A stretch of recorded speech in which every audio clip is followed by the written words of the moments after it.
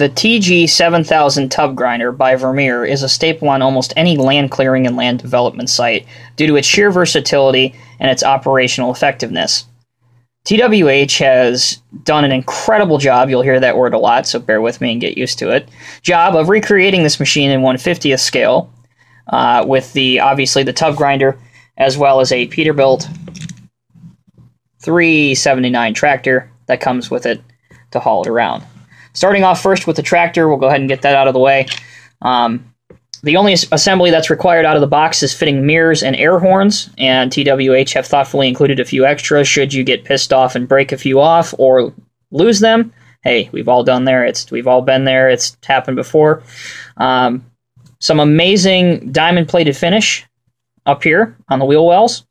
Some nice Peterbilt mud flaps on the back, as you can see there. And also, which I think more trucks should have, are these hoses here, which I presume go from the truck to the trailer for lights and things of that nature. The doors do open, both sides, and of course the hood does open to reveal what I presume is probably a Caterpillar engine, although there are no CAT graphics on it whatsoever. Steering is wonderful, and even the front of the truck with a crisp Peterbilt badge looks great. Alright, so moving on to the machine itself. Once again, this is the TG7000 tub grinder. Basic application for this machine would be to clear some down trees and, some trees that have been cut down and some brush of that nature. This crane and claw mechanism would scoop that debris up, put it right here in the working end of the machine. This is, of course, the tub grinder where everything gets ground up. And then the mulch, I guess you would call it, the ground up material comes out of this conveyor and into a waiting stockpile to be trucked away and used for other applications. There are 4 outriggers, 2 main ones here in the front, and also 2 smaller ones in the rear, just in front of the rear axles. All of these are height adjustable. They simply lock into place using a pin mechanism right here. All of the graphics that you see are of an extreme high quality. They are very crisp, very bright, even down to the smallest DOT striping right through here. Almost every compartment, door, whatever you want, opens on this machine to reveal even more detail, such as this one right here. Opens nice and wide. This also opens. There's a couple more on the other side that opens. And yes, even the driver's compartment over here to enter the crane mechanism does open. All the handrails are metal. On the front of the machine, there's a collection of 3 plastic pylons or cones, and even these are meticulously detailed in that they have small graphics. There we go, small graphics on the front of these as well. And there's an air compressor additionally on this. You can see here the operator's controls, operator's compartment. That opens as well. Closes like so when not in use, and also a folding down access stair.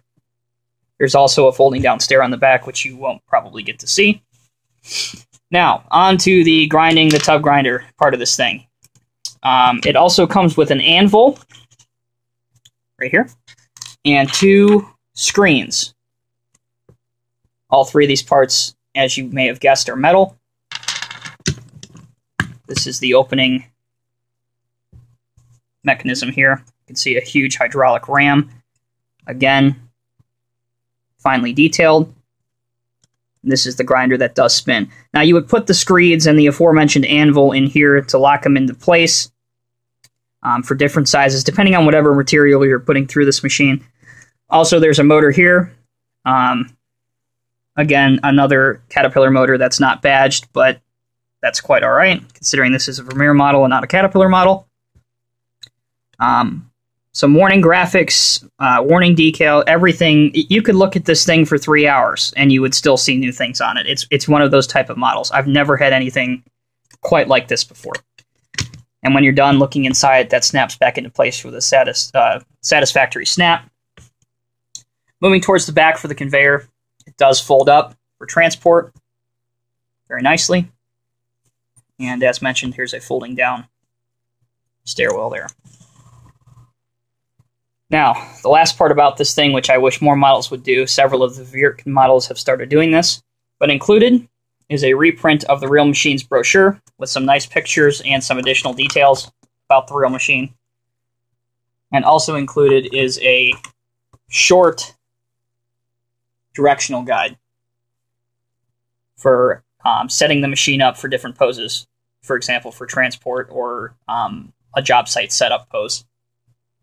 I guess you could say this model is idiot-proof in that manner.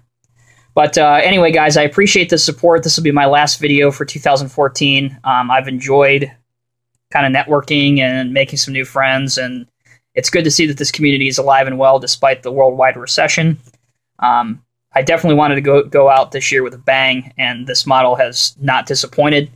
I will be back in 2015. I'm not really sure what the next model up for review will be, but without question, this is one of the best models all around that I've ever reviewed and that I own. I own well over 350 pieces of machines, most of them in 1/50th scale, and this is without question one of the best I've ever reviewed in terms of functionality, detail, just everything. Everything about it is amazing. If you're on the fence about getting it, go ahead and get it. I was, not just because I couldn't afford it for the longest time, but because, I was like, well, I know a lot of people have them. Is it really that great? Yes, it's really that great. TWH is out of business, so your best bet is to go on eBay to find one. Usually model retailers such as diecastmodels.co have them, but unfortunately they're out of stock at the time of this video. So go on eBay, talk to some private sellers, and see if you can work out a deal and get yourself one. But all right, guys, so that will, I know this video is a lot longer than my normal ones are, but, as I mentioned briefly before, I could sit here and talk to you till I'm blue in the face for another hour, and none of us want that, but you'd still not be able to cover all the detail and everything associated with this model. So I hope in the last 7 minutes I've done a pretty decent job of it. And next year we'll go ahead and have some more fun and review some more models, and yes, that long-anticipated collection update, it is coming. I'm working on it. As mentioned before, it's difficult to set up 350 models at one time anywhere. I don't live on a farm. I don't live on anywhere where I have that amount of property. So, but I'll figure something out, and I won't disappoint. That's coming up. But guys, have a great new year. Have a safe new year if you're of age and going out and having some fun with friends.